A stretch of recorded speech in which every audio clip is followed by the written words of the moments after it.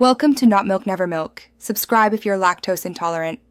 You start by collecting the essential numbers: aircraft weight and the lift acting on the airplane at the instant you want to evaluate.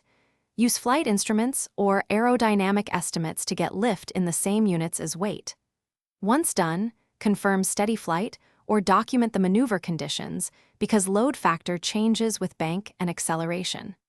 Make sure to record airspeed and bank angle because those explain why lift differs from weight and will be needed in the calculation that follows.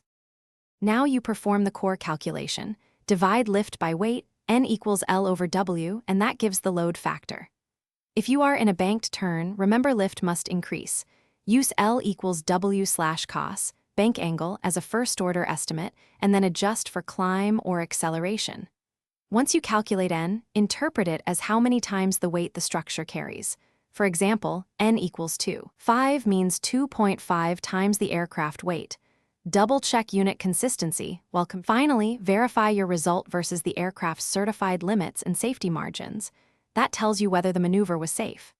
If the value looks off, first recheck sensor calibration and the weight figures, because small errors in W or bank angle produce large N differences. Once done, repeat the measurement under the same conditions to confirm consistency, and if you still see exceedance, make sure to ground the aircraft and consult maintenance.